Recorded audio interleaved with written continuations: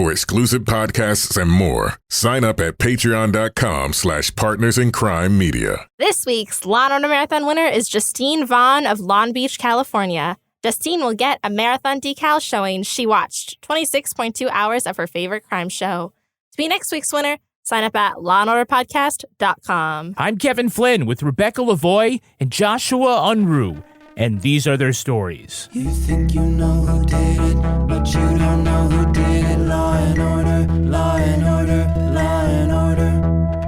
It's no ordinary police procedural, baby. It's the FNOG of police procedurals, baby. Law and order, law and order, law and order, law and order. These are their stories, these are their stories. Welcome to These Are the Stories, the podcast about network TV's most enduring crime franchise and the real-life cases that inspired their shows. I'm Kevin Flynn. Each podcast will break down an episode from either Criminal Intent, SVU, or Original Recipe, and today we're looking at The Mothership, Season 13, Episode 20, Kid Pro Quo. I met Harvey Anch, and he wouldn't have Scarpio do a favor for Rush unless there was something in it for him. Like getting his son into the Knoll School. Hanchin scratches Rush's back, Rush scratches Schofield's, and around we go. Until Deborah Landon found out where all the itches were. Joining me to do that is true crime author and the host of Crime Writers On and Netflix's You Can't Make This Up podcasts, Rebecca Lavoie. Hello, Rebecca. Little dab will do you, Kevin. And rounding out our panel is our special guest from the In the Gutter podcast. It's Joshua Unruh. Hey, Josh, how are you? Hey, I'm doing terrific. Thanks for having me on. Yeah, thanks for coming on. Before we get going, I think we have to acknowledge the passing of Richard Belzer. Oh. We will be doing a Munch-centric episode in the near future, but, I think we have to pour one out for the actor and the character. Character was on, I think, like 8 or 10 other television shows. Yes. And he certainly brought a different flavor to what could have been a very serious and maybe not so fun kind of sex crime show. So, Josh, In the Gutter is a publishing term, I believe, for comics? Yeah, it is. The gutter is the space in between the panels on the comic book page. And we decided to name the podcast that because I maintained for a long time that comic books are just a completely unique medium for storytelling. And one of the biggest ways that it's that unique is that the reader is actually doing most of the work. Yeah, right. Filling in those spaces. The most of what happens in the story happens in that gutter, happens between the panels. And when I described all that to my co-host, Lonnie Day and Rich, she was like, well, I love that. And also we like it when we get to make kind of like half dirty 8th grade level humor. So between those two things, we're in the gutter. Perfect. Now, did you like comics because of the art or because you didn't get enough hugs as a child? It all started so early. I'm not sure we can blame it on any trauma. Like I literally learned to read on superhero comics. I got started real early. With both superheroes and hugs. Now, I know that you are a fan of the show. Are there any parts of Law and Order that you think have aged well? Oh, no. Oh, absolutely Long pause. not. Long-ass pause, as is appropriate. Yeah, no. I can't imagine. I can't imagine anything that's getting, better in America's longest running propaganda series. No. Yeah, I will say that I think that Elena De La Garza aged pretty well, but yes. Maybe that's just me. You know what? You got me. I was not thinking about personnel. That's on me. Listen, that's sexist and awful, but you're not wrong. I'm so not has wrong. Jill Hennessy, by the way. Oh, yeah.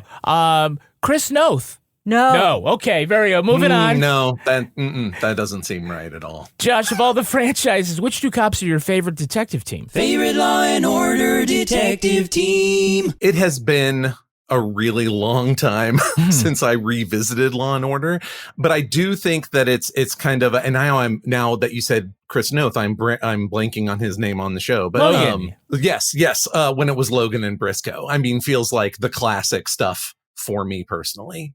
Yeah, that seems about right. Certainly classic. Yeah, I mean, that's a classic pick, right? Absolutely. You're not the first one to pick it. So. I'd say it's like, what, No, I'm 30% of our guests pick Logan and Briscoe? That's, if they're going to do the Briscoe, if they're doing the Law and Order side as opposed to SVU. I'd say like 40% pick something with Briscoe in it, and it's either Logan or Briscoe and Green. Oh, shit. I feel like I got to make a pie chart now. No, Thanks. you don't. You know what? Some listener will do that. Yeah. If we put out the call, there will be some listener who might do that. Go back and listen to 150 episodes. And they already have. And I'll be happy to live right there in that kind of Gutter? basic bitch slice of pie, right? Yeah, right there, yes. Yeah. Yeah, we've got there's a big chunk which is like Briscoe and Logan. There's a big chunk of Briscoe and Green, of course, Benson and Stabler. And there's this one little slice which is Chester Lake. Which is one person. One person. And Josh, who is your favorite prosecutorial team? Favorite Law and Order District Attorney Prosecutorial Team. This is a controversial pick. I'm going to go with the team from this episode, actually. Mm-hmm. And Sam Waterston is terrific. Of course, he's great. But his partner in crime, or in solving and prosecuting crimes, I should say, here is an actress that I have loathed alongside Lonnie on her, when I've got to guest appear on her podcast about Angel, the spin-off series from Buffy the Vampire Slayer. But I kind of love her here, right? Like everything that just made her kind of awful as the cop on Angel it works at the DA's office. Seriously, this is the first Serena Southerlyn pick we have ever had on I don't the show. think so, Is but it? it's you. Yeah, it is. I will agree. It is a controversial choice. Is it June, formerly from Slate, who also June Thomas? who also liked Serena, or is it because she was it's June Thomas, the author of a book about lesbians in popular culture, who shits on Serena Southerlyn because, as she says, no, you're not a lesbian. You never were a lesbian. Stop saying you're a lesbian. She was a release time capsule lesbian. She's a time release capsule. Now let's take a look at the first half of this episode, Law & Order Season 13, Episode 20, Kid Pro Quo. Well, Briscoe and Green investigate the murder of Deborah Landon, found beaten to death on a park bench. And we found a walking stick at the scene covered with blood. The weapon? Forensics is working it up now. That must have been hers. You see that? Titanium. She'd had a hip replacement probably within the last year or so. Damn, she got beat to death with her own cane? That's cold. Yeah. She'd also had an oophorectomy. She had her oofers removed? Dr. Landon was admissions director at the exclusive Knoll School, where the city's elite fight to get their kids into the Harvard of kindergartens. When snotty headmaster Wyatt Schofield rejects applicants, it's Landon who gets all the angry phone calls from parents. One threatening phone call comes from Marvin Waters, a black single-dad transit worker. Dr. Landon promised to get his brilliant 5-year-old daughter Casey into Knowles, but her application was later rejected by Schofield. Forensics finds blue cashmere fibers in Landon's cane, the same kind that seemed to be on the sweater the headmaster was wearing. Schofield says that the night of the murder, he went out for his regular walk, but Lenny and Ed learned that he went out again around midnight, around the same time the victim received a call from a payphone near the park. A scan of Landon's computer shows someone deleted her work emails after her murder. She'd been arguing with Schofield about admitting Cassie Waters. But who would have a master password to her account to delete their inbox? The detectives arrest the headmaster while he, of course, is wearing a tuxedo. Okay, so in today's edition of Recreationists in the Park Discovering Bodies, we have a pair of tennis coaches bitching about giving lessons when they come across the victim on a park bench. Come on, man, I'm begging you, put me out of my misery. No! Switch with me, I'll take to drinking and end up like this dude, sleeping it off on some park bench. It's a woman. Look at her hair, that's blood. And one of them is really put off and he announces, I don't know CPR. I don't know CPR. I don't think anyone was even asking you, Terry. Why are you like, I don't know CPR. Yet, one of them is like, I don't know, like Red Cross adjacent enough to check a pulse and like check for death in a way that I would never do. I don't know about you guys. Well, they are both sports coaches and arguing about who is going to be in charge of the kids. Why don't you know some CPR? Excuse me. Some basic first aid. I can see why they don't want to be in charge of the kids. There might be blood. That's right. We don't know what we're doing. They were very cashed to upon realizing she was dead, right? It was like, oh, too late. Like, they were so cool. I would scream like a baby. Well, it's because it would have been your first walk in Central Park. It's not theirs. It would not be my first, but it would be my first one discovering an actual dead body on an actual bench during the day. During the day, yes. So I do have a friend who in real life discovered a deceased person, like in behind the wheel of the car. What? And they were absolutely mind-blowingly shocked for, a handful of seconds. Yeah. And then they were like, well, I guess I better call somebody. I can't just drive away, So apparently that kind of like chillness will just, reestablish itself once your brain realizes there's nothing for you to do. Yeah, so 2 people's days were ruined by that. Okay. So Briscoe and Green are trying to ID the victim, and they take her work phone to the school.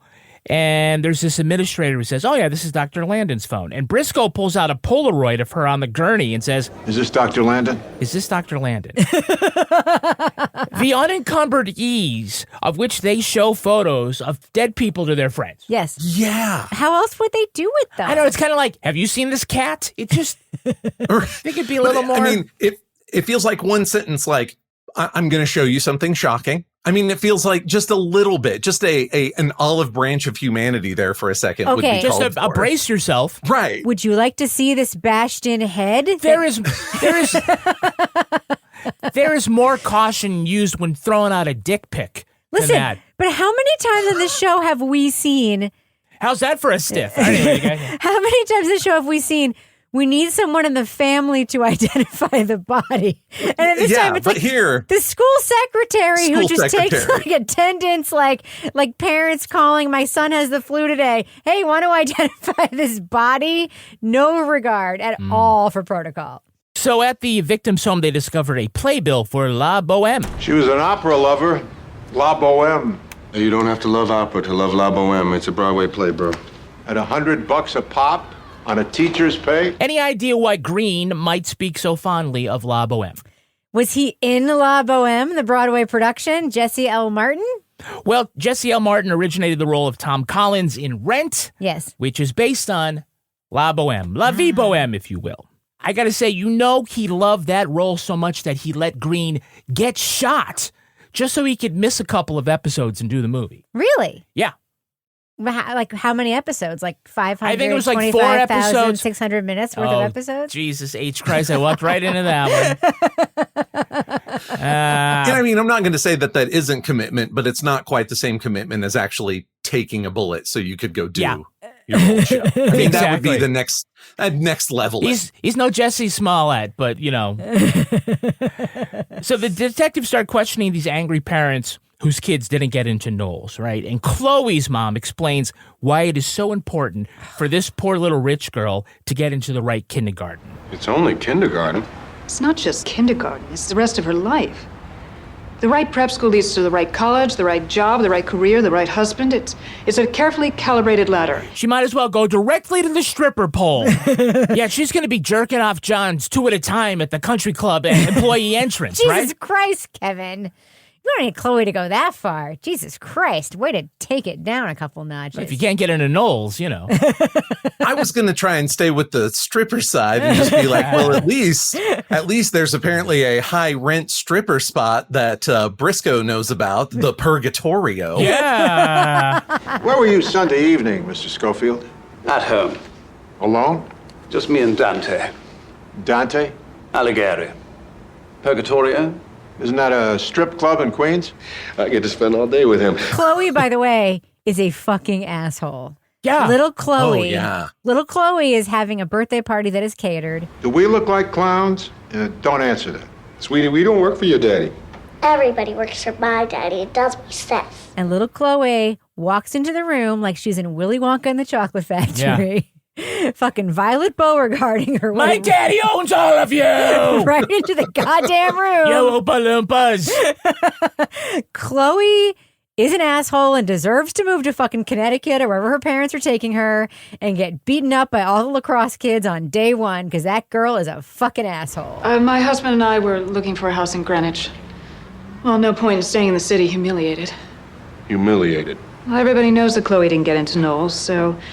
we have to go someplace else and start over. Yeah, because now they have to apparently leave Manhattan. In shame.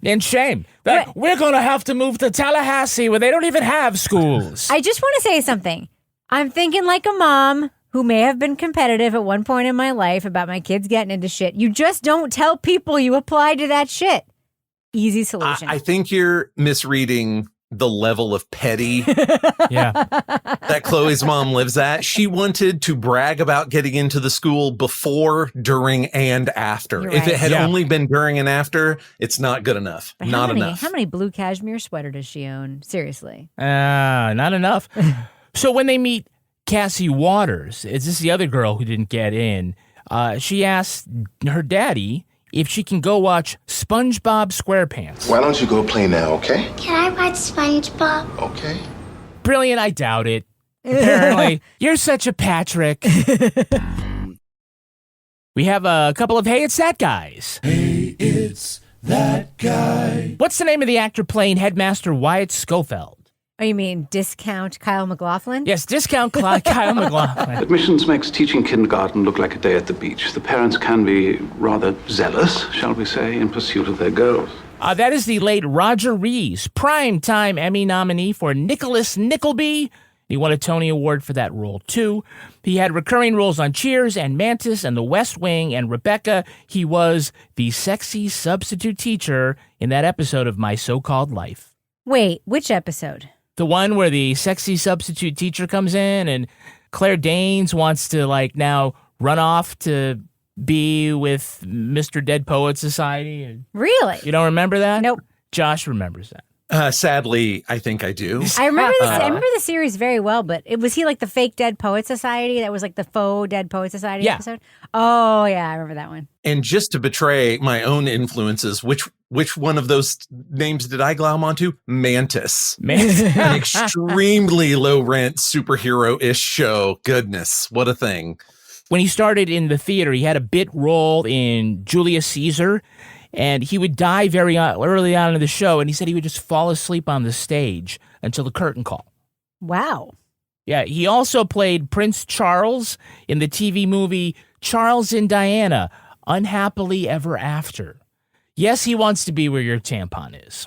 Ew. Ew. It's a real thing. It's Look very it up. romantic. It's very romantic.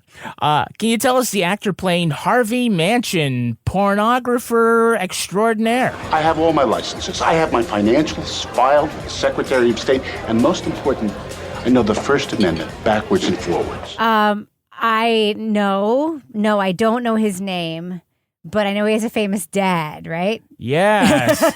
Oh, you've got me beat. Okay, that is Josh Mostel, son of the famous Zero Mostel.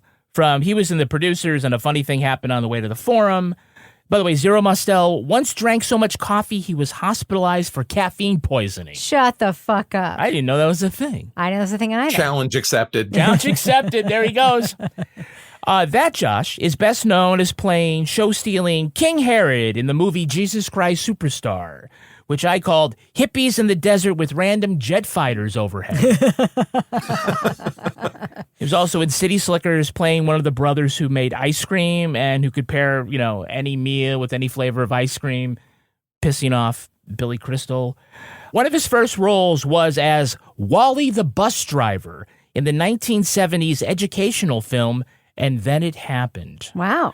The lesson was that when kids get on the bus, they need to sit the fuck down and shut the fuck up. It's because during the film, the bus crashes because the driver was distracted by what the passengers were doing, which included, on this one bus, smoking, having a bad LSD trip, sneaking a border collie on the bus, and then there's a knife fight. Wow. And then sort of has this sort of dramatic wrap up where, as the bus is rolling over and all the actors are just kind of flopping around, the narrator comes on to explain what happened. Had Dwayne not grabbed Chuck's radio, had Bernadette not been uptight, had Kathy not brought the giant flower on the bus, had Bill not been so eager to fight, had the passengers made less noise, Wally would have heard the siren. And all this could have been avoided. Now, I don't know how Kathy's giant flower contributed to this fatal accident, but I think we can all agree that Bernadette should not have been uptight. What the fuck kind of tangent are we on right now? This is wild. That is like Fury Road, not a trip to school. My God. Wild. Can you tell me the actor playing recurring character CSU Tech Jillian Beck? This was the guy who got skewered on the witness stand. It's possible, I suppose. Or maybe somebody else is wearing Mr. Schofield's sweater. That's John Cariani, 28 Law & Order franchise appearances, Tony nominee for his role as Moidle in the revival of Fiddler on the Roof. Love the Broadway people. If he were a rich man, he'd have a bigger role in the crime tech. Okay. For outstanding musical performance, he won a Daytime Emmy. Good for him. Which we can all agree are the trash Emmys. They shouldn't be. They shouldn't be. They shouldn't be. But they are. It's bullshit that they separate the Emmys out. It's bullshit. Well, it's because then no one would win at the regular Emmys except for all these soap stars. Did the man playing the victim's secret lover, Dr. Freeman, look familiar? He did. Maybe Deborah was in a vulnerable state after her accident. Maybe I took advantage of that, but we both knew it wasn't going anywhere. All right, Rebecca, tell me. Speaking of Daytime Emmys, that was Steven Schnetzer, who, by the way, transcends daytime. He was an iconic soap actor, he played Cass Winthrop on Another World for years. Such an iconic character that when Another World was canceled, even though that was an NBC soap opera, he went on to play the same character on a CBS soap opera, As the World Turns, for years. So he was like the Richard Belzer of soap opera. That is spectacular. Do you want to hear a fun fact? He guest starred in a few episodes of Homeland. He was in that for a few episodes playing a doctor named Cass Winthrop. Oh, my God. They gave him the same fucking name. He is an iconic actor from daytime, but he's such a great actor that people are huge fans of his. And he was such a good actor on those soaps that I guess whoever wrote that character for him on Homeland was like, we're going to give you the same fucking name. He is the Richard Belzer of daytime. Lonnie and I have discussed a lot how there's a lot of DNA share between soap opera and superhero comics. And that is 100% here's a character that's just like that other character, but the other character is owned by that other company. So we changed it by one letter and made the cape yellow instead of red. Totally different though. Trust us. And then we read them for 50 years. Yeah. That's Dr. Octopi. Were you able to pick out the guy playing Terry, the tennis coach, who just doesn't have time for CPR? Little snots can't even grip the little rackets. Puny serves and the teeny tiny attention spans. That's Albert Jones. Among his roles, he was the pioneering black FBI profiler Jim Barney in Mindhunter. Huh. And he was also Aretha Franklin's longtime boyfriend, Ken Cunningham, in Respect. Take care, TCB. Right. I was thinking of the other one. You were thinking. We have a bunch of repeat offenders. Repeat offender. We've got Glennis Bell as the old admissions director. To tell you the truth, I don't think she was entirely happy. She missed teaching. She was the victim on our episode about criminal intents for us. That she was playing America's most famous atheist. Yep. Which apparently was a thing. Emmy nominee Jeffrey DeMunn is defense attorney Rothenberger. He was briefly Cabot's boss. Your Honor, the defendant has limited financial resources. And he's been playing Chuck Sr. on Showtime's Billions. And we also see again Daniel Oreskes. This is the way the world works. Maybe it's not right, maybe it's not fair, but there's nothing illegal about it. He is the apartment building owner. He was Stabler's boss, Lieutenant Monig, on organized crime. Okay, lastly, do you recognize the jury foreman? No! Who would? Who would? On the count of murder in the second degree, we find the defendant guilty. That's Darren DePaul. He hadn't been on TV for 10 years before landing this role, but then he took off as a voice actor in the cartoon Legion of Superheroes. He is Brainiac and Solomon Grundy. He's also been the Hulk, Lex Luthor, and Franklin D. Roosevelt for some reason. In one of those superhero cartoons. Are you familiar with any of these characters, Is this Josh? Solomon Grundy's stupid Superman? No. Stupid Superman is Bizarro. Okay. Solomon Grundy is a swamp zombie. Oh, okay. From the poem, they named him from the poem Solomon Grundy, Born on a Monday. That's all he ever says while he's, beating people into the ground like a penny nail. Oh, gotcha. Solomon. I just remember some like big oaf saying Solomon Grundy. That's all. You remember correctly. That is exactly from like yes. from like the Super Friends. Like if the Superman that's fight him at some point, Legion maybe of that's Doom. why I remember. Yeah. Okay. Yeah. Darren is also in The Last of Us. Not the HBO show, but the video game it was based on, because apparently Hollywood has run out of podcasts to copy. Ah, gotcha. So the detectives learned that you can't buy your way into the school, but you do get consideration if you are a legacy. Legacies. I wish I had a legacy.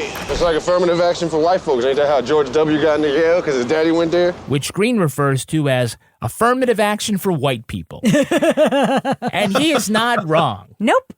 Next question. That's no notes. That is correct. Hey, Kevin, how did you get on this podcast? My dad had a podcast. I don't know. Because your wife has a podcast. No, I'm just kidding. No, but he's not 100%. Wait a minute. This is my podcast. You're the legacy. Correct. He's 100% not wrong. So Marvin Waters suspects it was the headmaster who kept his black daughter out of the school. So the detectives confront Schofield about that. He says, we have a number of diversity students. Whoa. We have a number of minority students, Detective. We're committed to diversity if the students are qualified. That's the trouble with affirmative action. It paints them all with the same brush. Them, minority students. It stigmatizes them. No one takes them seriously. Oh, she got in because she was black or Latino or whatever. And then Green looks around at the kids in the hallway and he wants to shoot this motherfucker. Yes. Schofield, Feld, a lot of different pronunciations here, definitely has one of the worst couple minutes of dialogue I have ever heard on this show with regard to race. And that is saying something. Yeah. There's I have to tell you, this episode was spectacular in that it made me hate rich people more than the cops, which I was not expecting. Whew, and this one wasn't even rich. Right. He's worse. He's like a pilot fish around rich people, just nibbling off of them. Yeah. Yikes. Schofield says that at night he likes to go out for a constitutional. Correct. Which I always thought was rich person speak for taking a shit. No, why did Me you too. think that?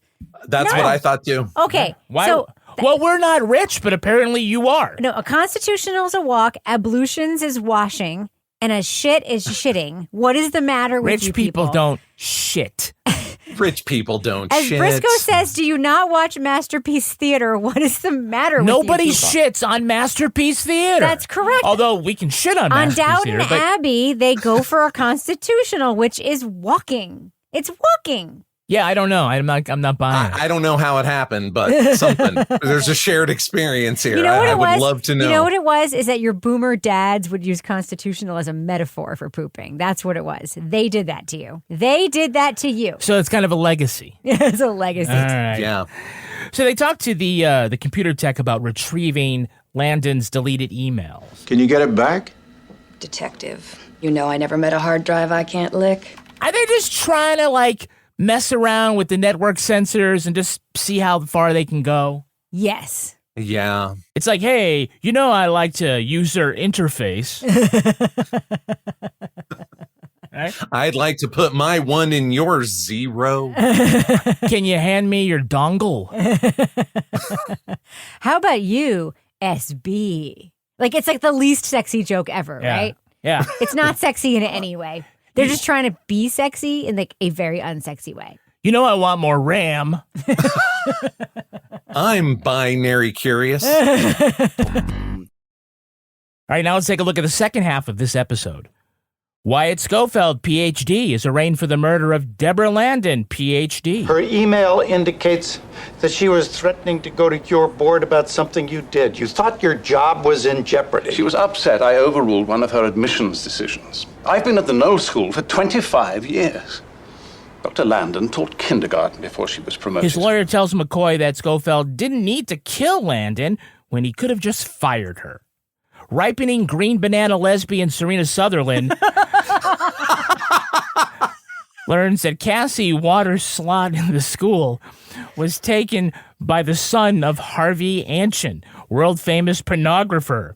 Anshin's friends include Freddie Scarpio, mobster, and concrete dealer, a guy who also knows how to get things hard. But Jack learned Schofield's apartment was going co-op, and he was able to purchase his place for a reduced cost. The building developer was able to lower his construction costs when Scarpio dropped his prices. McCoy and Southerlyn put it all together. If Schofield admitted Anshin's son, the concrete dealer would reduce the developer's costs, would in turn get the headmaster that apartment. Landon was willing to expose the quid pro quo over this admissions fight. On the stand, Schofield says this kind of deal is how things get done in the upper crusty world of Manhattan. But McCoy points out that Schofield isn't really part of that upper crusty world. They look down on you. She was beneath you. She stood in your way. Did you order the code red on Santiago? You're damn right I did. I want the truth. You can't handle the truth. Objection withdrawn. The jury finds Schofield guilty, and he's taken off to jail where he will again be headmaster. Oh. Ooh. Who doesn't like a good prison joke? So Schofield's attorney wishes to make a point to McCoy that his case is incomplete, and he says, Look, you can have all the sugar in the world, Jack. You can have all the chocolate. You can have all the icing. But if you don't have the yeast, you ain't baking a cake. You're not, because you don't put yeast in a cake. That's true. You put in baking soda. Unbelievable. As as a baker, you're a hell of a lawyer. That is very true. It's almost like they hadn't lived through the pandemic yet and didn't know how baking worked. Yeah. Sir, what you are making is pizza dough. You can have your sugar, you can have your turmeric, but you can't have your sourdough starter. What? All right, so Kevin, I have a legitimate question for you. Yeah. You don't know how to do anything domestic. How did you even write that joke? Google. All right. But how did you know to Google? Exactly. To write that That's joke? actually my question. All right, I wasn't the first to spot it. Oh, okay. Okay. Thank you. Yeah. Thank you. As opposed to me, who sat bolt upright in my empty house and went, "Excuse me, sir. What kind of cake are you making?" Not a very good one. McCoy and Southerlyn are talking the case over with Branch, and he says, Well, it won't be the first time I've tried a case on circumstantial evidence alone. And that's why the Innocence Project has a voodoo doll with your name on it. That's right. Absolutely. That's the quiet part. Stop saying the quiet part loud. Yes. It makes it hard for us to ignore it. Damn. I love the idea of the Innocence Project with a voodoo doll of Jack McCoy with its head just shaking all the time. That's why they shake it. Maybe that's why his head shakes in court, because there's someone whacking it back and forth. Sir. Stop it. I'll ask the questions here. But they talk about all these rich people going to school, and no one is pointing out that Branch went to school on a tree stump. My favorite is when Jack McCoy talks about how he had no advantages. And I'm like, dude, you are white, and you are white, and I bet you had no fucking school debt. Shut the fuck up. It was the funniest. He's like, My mom shoved a box of Crayolas in my pocket, peanut butter and jelly sandwich in my lunchbox, and sent me on my way. I had no advantages. Crayons in my pocket. Let me tell you what, your mother did not put crayons in your pocket because she knew they'd wind up in the dryer. This story does not pass the sniff test. Dude, you know you had the 64 pack with the fucking sharpener in the back. You were fine. Yeah. You were just fine. It did seem like there were different characters just competing for most tone deaf take in this episode. Exactly. Arthur Branch was like, my plantation was the slaves had been emancipated by the time I grew up. I had no advantages. But they were treated well. When my granddaddy was alive, he was the nice plantation owner. He had no advantages. No advantages. There were a lot of legacies in that one, though. Yeah. Serena looks into who got Cassie's place, and the new admissions counselor says, Last child accepted was Jared Anshin. This letter went out the same day as Cassie Waters. Anshin, I know that name. I wouldn't be proud of it. Jared's dad is Harvey Anshin. You mean? That's right, the Prince of Porn. And now we know why you know that name. Because you're into porn. Yeah. But what kind? It's Harvey Anshin, king of the girl-on-girl pornography, with such classic titles as Beaver and Butt Cheeks, Cliffbanger, and Poltergash. Oh. I don't think that that's the kind of lesbian porn that this fellow was making, though. Was it just me, or did I want the porn empire to be a much bigger part of the plot for some reason? Same. Yeah. Also, porn can't be shot in New York, so he wasn't making it in New York. Yeah, we're not getting into like actual legal facts. Yeah.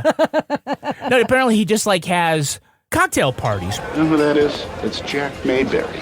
He's the CEO of Oxford Electric. And that fat guy, that's Boyd Carson. He's on the board of MacArthur's International. And the good-looking gentleman, that's Freddie Scarpio, of Scarpio Cement and Plumbing. They all invested in my movie. Their clean money goes into my bank accounts, and suddenly it's untouchable by decent folk. Let me show you all my money laundering friends that are involved in the homicide conspiracy that you're here to check out. Who have to be at my house? Okay, so I know a little bit about social circles. Yeah. Even if they're like money in bed with that guy, they would not be in person in that guy's house. 100% no. Oh, that was the offices of Three Circles Studio. Would they be going to an office cocktail party at Three Circle Studios? I have to join you in being shocked that the pornographer might as well have just handed her the ball of yarn she needed to connect their pictures on the wall back at the office. Yeah. And here are the thumbtacks. Speaking of Homeland. I'll just do it for you. I got it. It's arts and crafts. I got you. At trial, the defense's tactic is to shift blame for the homicide to Marvin Waters. A black child doesn't get into a prestigious institution. It has to be something underhanded that kept her out? In this case, yes. Because she's entitled to this expensive education? As much as anyone else. Really?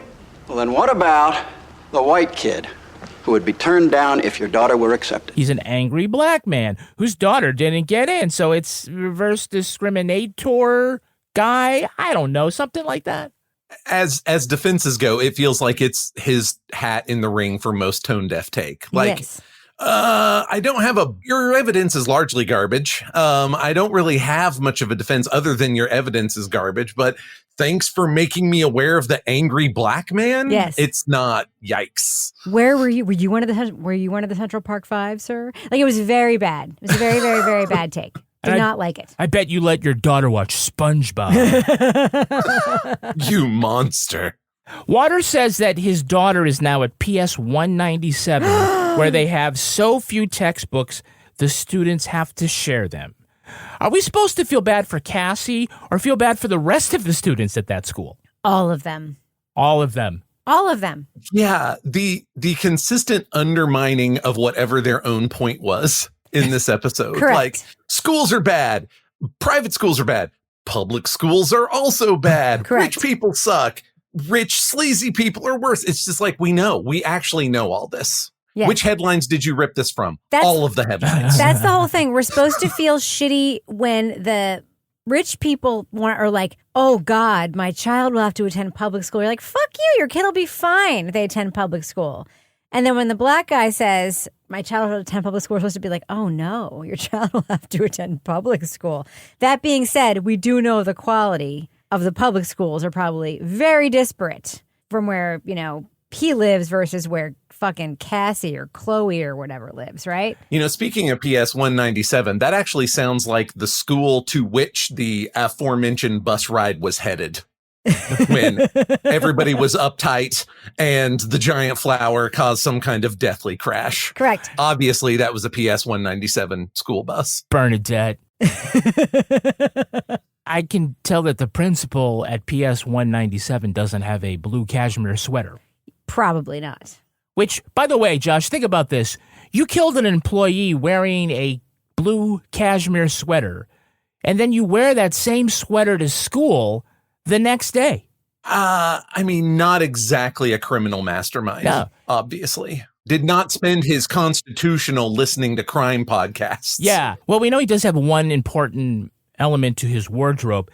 Anshin was told that Knowles is not some auction where the spot goes to the highest bidder, But when they arrest Schofield, I have $7,000 from Avery Herman. Do I hear $7,500? he was literally running an auction wearing a tuxedo. I mean, how more on the nose can you get? It's true. It's true. Yeah.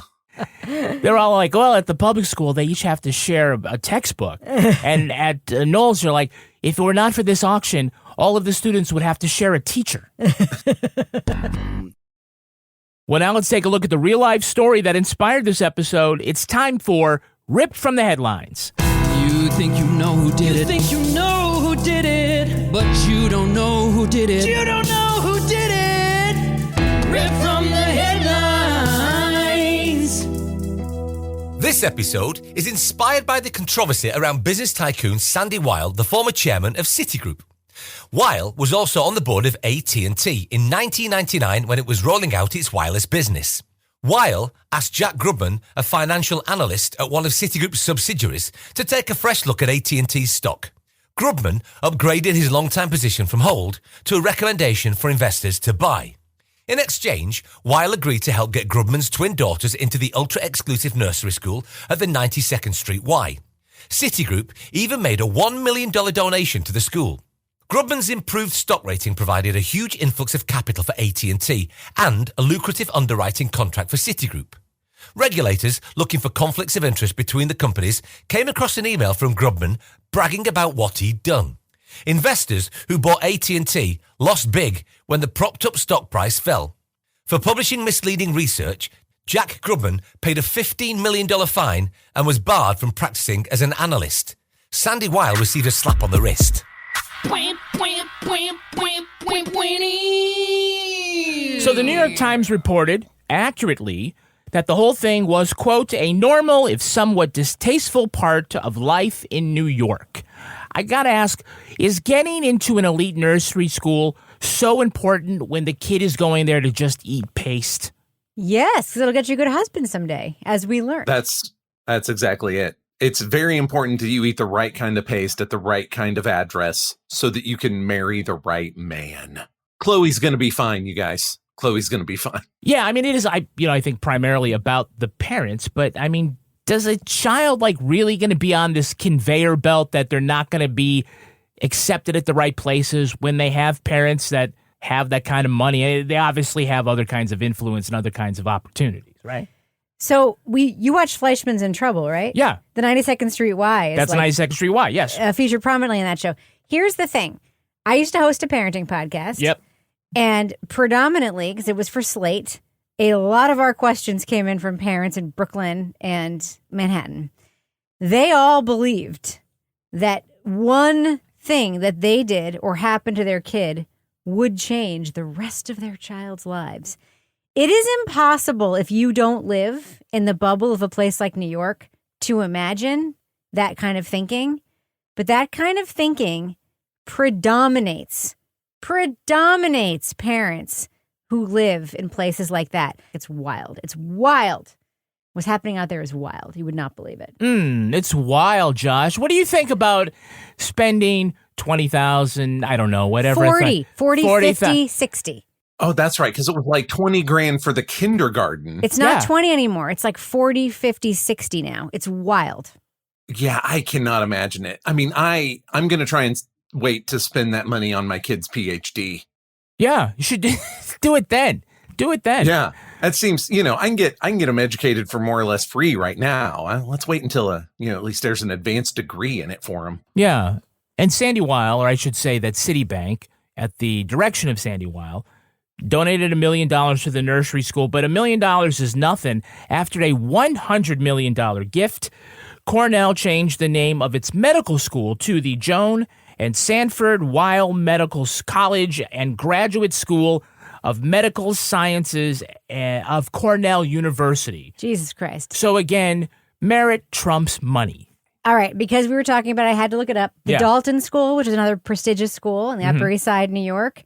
The 22 to 23 school year is a K through 12 school. The tuition for 2022 to 2023, the K through 12 was $57,970 a year. Oh, wow. That's before scholarships, right? For kindergarten. $60,000. And all those kids now are just smoking meth. Well, no, those kids are going to be okay. Well, they're going to marry well. Kids that didn't make it in there down on the corner. It's all meth. They got to move for the humiliation. They got to move. They're going to be jerking off Johns 2 at a time. Yeah. Let's blue collar up this prestigious kindergarten story. Yeah, like Jamie Dimon won't sue us, but like the concrete and porn people, they don't exist anymore. They don't get sued because there's a disclaimer at the beginning of the episode that says that's right. It's fictional. Okay. On that black screen. So Citigroup was charged with helping in the accounting fraud that took down WorldCom as well. Grubman did a similar thing. He pumped up their stock, even though it was a dog. Citigroup paid a $3 billion fine. And then 12,000 WorldCom employees lost their jobs and their 401ks, all that. So there was a victim settlement fund of $6 billion. But, there were actually $43 billion in claims. So there was some money for some of the victims. 10 years later, Sandy Weill received more than $2 million from that settlement fund, claiming he was a victim of the financial disaster he helped create. I just hear hammers, nails. It sounds like guillotines being built. I just don't. There's no other answer. He cashed the check, and then he twirled his mustache, got in his rocket, and flew off to his own private planet with Jeffrey Epstein. That is going to do it for us. We want to thank our guest, Joshua Unruh. Josh, where can our listeners follow you online? Well, I spend less time online than I used to, so you can mostly follow me through my author website, which is joshuaunruh.com, JOSHUAUNRUH.com, and my podcasting adventures with Chipperish Media on In the Gutter, wherever fine podcasts can be found. And Rebecca Lavoie, how can our listeners follow you? Well, if they want to talk to me about this one moment in the episode we didn't discuss, which was having her oofer removed, you can find me at Reb Lavoie on all the social media. And you can track me on Twitter at Kevin P. Flynn. You can also tweet to us at Law & Order Pod or follow us on Instagram at These Are Their Stories Podcast. Our newsreader was Cy Frater. Our theme music was composed and performed by Uncanny Valleys. Content assistance from Travis Roy. Lily Flynn handles promotions. To get ad-free episodes of These Are Their Stories a week early, sign up for Stitcher Premium. All clips in this podcast were used in compliance with U.S. Copyrights Act fair use exemption for criticism and commentary. Go to lawandorderpodcast.com and sign up for our newsletter for a chance to be our next Law & Order Marathon winner. These Are Their Stories was recorded in the Treehouse Yoga Studio above the Mockingbird Cafe in Bay St. Louis, Mississippi studio, and is a production of Partners in Crime Media.